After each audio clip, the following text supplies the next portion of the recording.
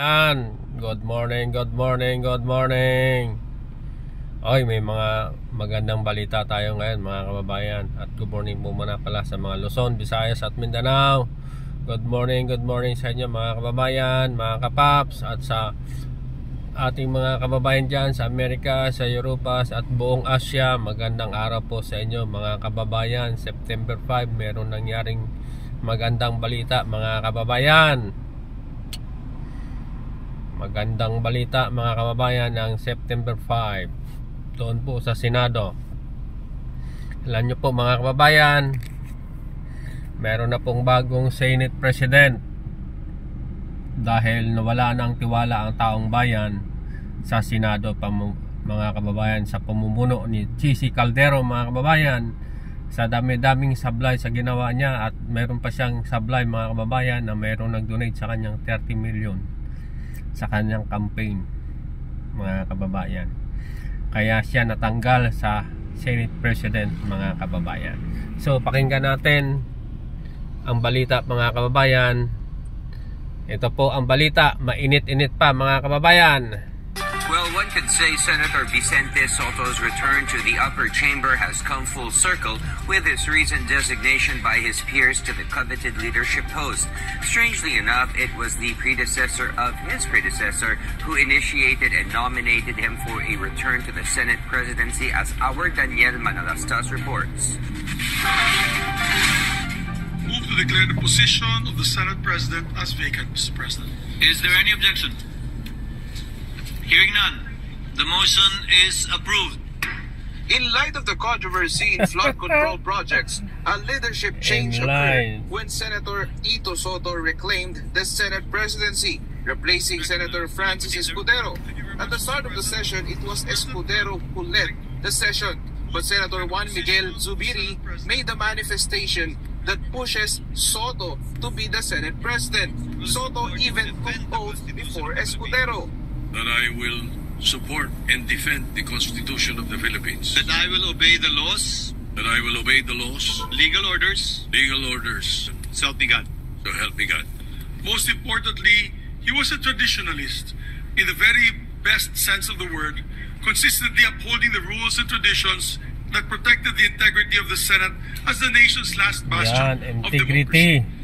With Senator Soto as Senate President, the Senate is in good hands. In his acceptance speech, Soto said that the Filipino people are enraged of the corruption, particularly the failed flood control projects that is expected to protect lives.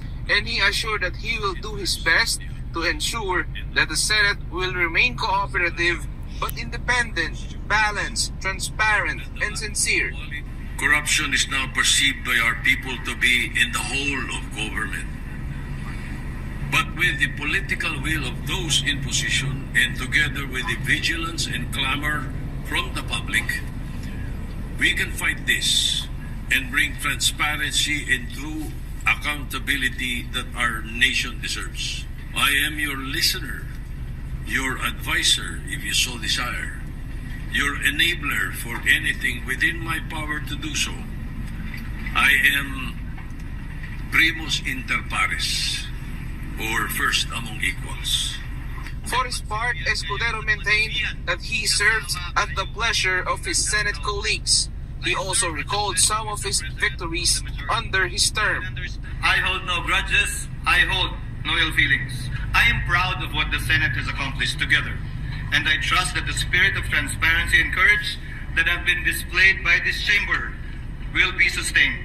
Meanwhile, some senators weigh in on what could have been the reason behind the leadership change. Siguro yung nasobrahan na yung sira ng both houses no? Na it has affected the institutions already. Ako naman, I think yung mga and the committee that leads the investigation in the Senate in the anomalous flood control projects. Pag-uusapan namin. Automatic ba na si Senator Lacson? Pinag-iisipan nyo. Daniel Manalastas. So ayan na mga kababayan, may bago na tayong Senate President, si Tito Sen mga kababayan. Sana magampanan niya to defend the Constitution, to follow the laws of the Constitution of our country mga kababayan. Hindi katulad kay Chisi Caldero, almost delayed, lagi delayed. Fourth months niya, 4 na buwan niyang pinag-isipan ang fourth with mga kababayan. Tapos sumabalay na naman siya doon sa flood control mga kababayan. May insertion pa siya, 140 billion pesos mga kababayan ang insertion ni Escudero mga kababayan. Kaya gusto niyang manatili mga Senate President para mapagtakpan ang kanyang mga nagawang katawalian mga kababayan. Kaya maraming salamat kay Mig Sugueri sa kanyang pagboto at pag-demote kay Escudero mga kababayan.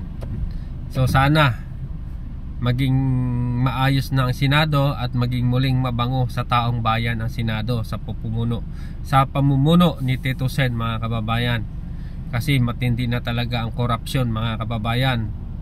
Hindi lang sa Senate pati sa House. Ngayon sa House naman po mga kababayan ay nadawit ang pangalan ni Speaker of the House Martin Romualdez at si Saldigo mga kababayan dahil sa flood control mga kababayan. Sana, sabi nga ni President PBBM, wala siyang kinakampihan. Kahit kakampi niya o kamag-anak niya basta nagkamali, sana gawin niyo po yan Mr. President. Imbestigahan ng maayos upang malaman ng taong bayan kung sila'y sangkot sa ganyang mga insertion mga kababayan. Kaya maraming salamat Mig Sugueri sa inyong ginawa, sa inyong courageous na ginawa sa Senado. So yun lang mga kababayan, mainit-init na balita. Mainit na init ng balita mga kababayan na meron tayong bagong Senate President. Ito kaya sa House, ano kaya ang mangyayari mga kababayan? Ang sa House, ano kaya ang mangyayari mga kababayan? O siya, sige mga kababayan, meron na po akong pasahero mga kababayan. Ayan, meron na po akong pasahero, buena mano, 100. O siya, sige, maraming salamat po muli sa iyong panonood. God bless us all. Bye bye.